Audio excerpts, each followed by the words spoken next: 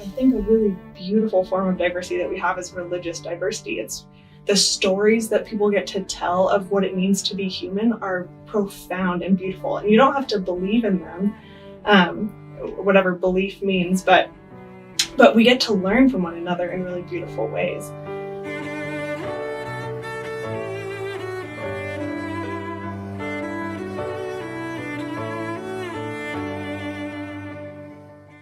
So hi everyone, my name is just Paul Goodman. I'm a junior here, a poli-sci, major and econ minor, and my religious tradition is known as Sikhism. My name is Parwana Kazi. I'm a junior here at Santa Clara. So I am a practicing Muslim, and I think most people could usually get kind of a hint of that based on my hijab. I'm Alia. I'm a sophomore biochemistry major, and I'm a Muslim. So my name is Julian Dryman. I'm in class of 2021. I am Jewish, but I am secular. I'm Carly Lynch. I'm the campus minister for religious diversity here. By looking at the history of religion in the U.S., we can break down two commonly accepted myths. First, the myth of freedom of religion. The idea of religious freedom was originally a concept from colonial times when American colonists wanted freedom to practice their Puritan faith. Freedom of religion meant freedom to practice their religion and was not intended to apply to other faith traditions. Even today, when we attempt to implement freedom of religion as something for everyone, we see that religious minorities do not experience the same liberties as Christians. The second myth is the separation of church and state. While we don't have a mandatory religious practice, Protestant Christianity is the dominant group and its influence permeates into our politics and socialization.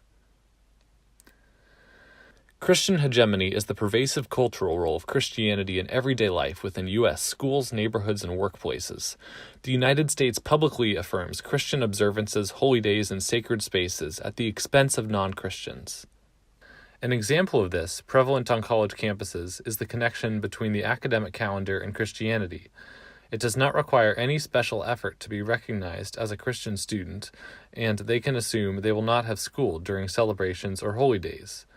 While religious discrimination has been a consistent theme in U.S. history, specific turning points have shaped the ways various religious minority groups experience it. A first example is Pearl Harbor in 1941, which was a surprise military strike by the Japanese Navy on the U.S. naval base at Pearl Harbor in Hawaii.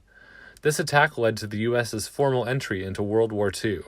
After this event, Japanese-American Buddhists experience heightened discrimination due to their assumed connection or support of the Japanese attack. Another example of a turning point is the 9/11 attack in 2001. Since this tragic event, Muslim Americans struggle with consistent discriminatory messages that because they are Muslim, they can't also be American.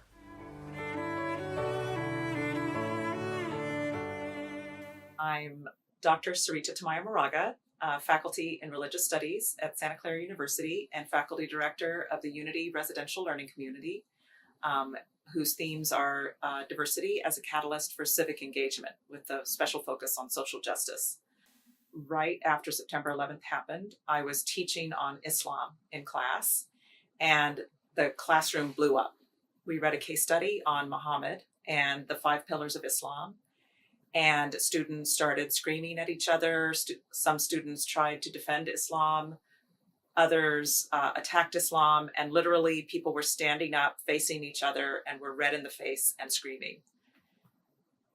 Nothing worked initially to calm students down. And so finally, this is a while ago now, I think I've just said very loudly, I am frightened.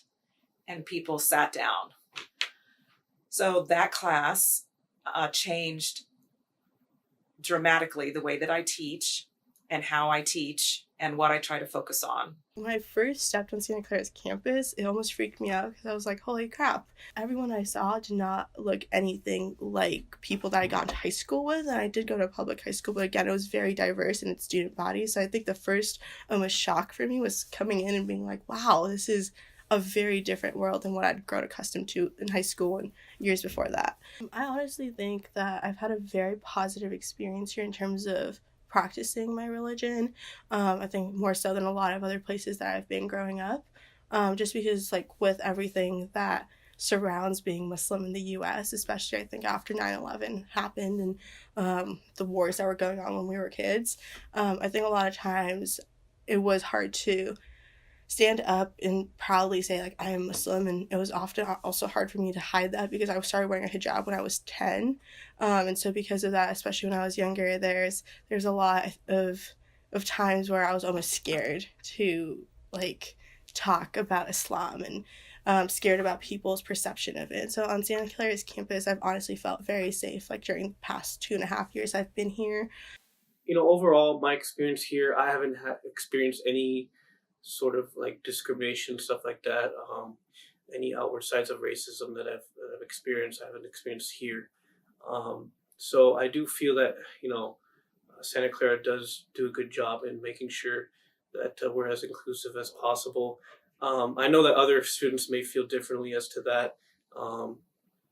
Obviously we've had events on campus in previous years that hint towards racism, done by other students. So, there's definitely, I think, a little bit of bias within students in terms of religion, stuff like that.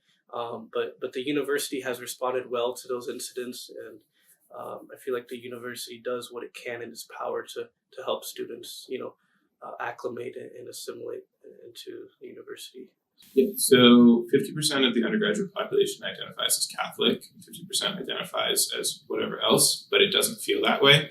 And that comes from the sense of that we are a Jesuit university and there's a church on campus. And so it is difficult in the sense of a lot of the funding and organizational capabilities go towards, at least what I've experienced, go towards Christian groups on campus. And not to say that campus ministry doesn't do a very good job of reaching out to to minority religions on campus and working with them. But for some reason, it feels as if students are almost afraid or don't want to be active in their minority religion on campus. And that may be due to the fact that we are on a Catholic university with a church on campus. And so kids maybe feel like they don't need to, or they won't be welcomed, or that it's kind of futile, which I don't think is true, because Santa Clara is obviously, and the Jesuit faith in general, are so open and accepting to other groups. So I would say Santa Clara does a good job of, especially campus ministries, working with us, especially in the Jewish Student Union or the Muslim Student Association, stuff like that, and giving us opportunities in the events, or in the capacity to plan events. But for some reason, a lot of students, the other 50%, whatever they may be, kind of have a difficult time coming out of the woodwork and being active.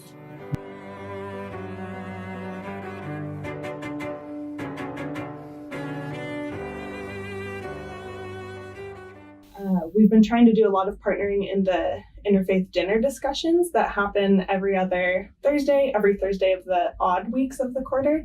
Those happen in Unity. And rather than it just being something that a Protestant Christian, is putting on as part of campus ministry, we're trying to connect with different departments on campus so that it's no longer just me, my intern, maybe a handful of other campus ministry folks who are interested in religious diversity, but that we're showing how people who are studying ecology are also wrapped up in questions of faith and diversity, and how people of different cultural groups are also wrapped up in it. And so trying to kind of broaden the understanding on campus of helping people to see how important conversations around religiosity and faith and religion are.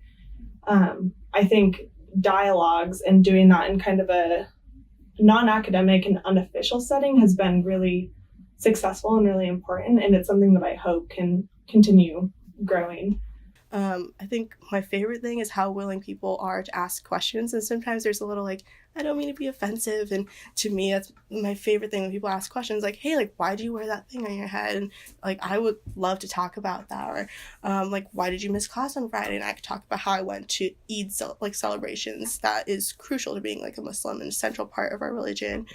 So I think I really, really appreciate how open-minded the student body is.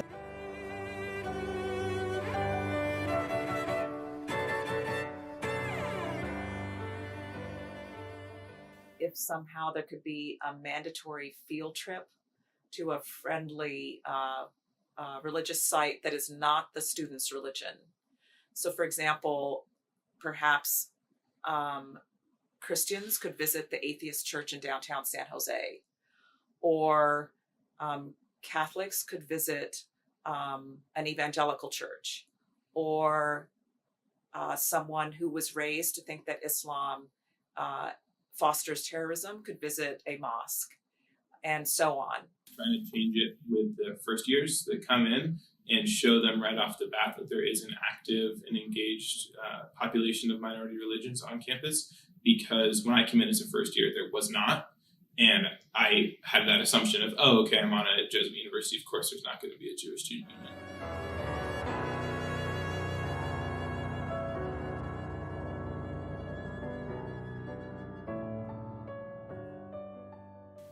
So I do think if there was something that could change, it would be just more representation and more acknowledgement for that faith. For example, my sister here, she's a junior, and each year or each holiday, Father Eng will send out an email of, this is a holiday, it's Hanukkah, it's Christmas, whatever it is, we'll get a break, we'll get something.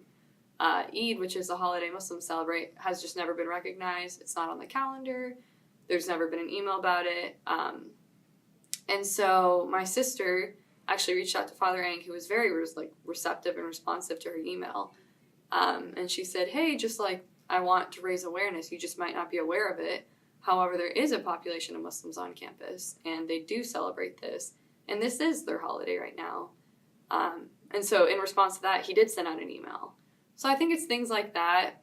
One of my major grievances almost is because it is a Jesuit institution, sometimes other religions kind of fall off the grid almost. So for me, I've had some trouble sometimes attending religious holidays and celebrations, whereas we're given Easter off here, we're given other Christian, I guess, or Catholic holidays off, which is understandable, but sometimes I wish I didn't have to miss class for that, or I didn't have to show a note to my teacher to explain and validate my reason for missing class. So it's more small things like that.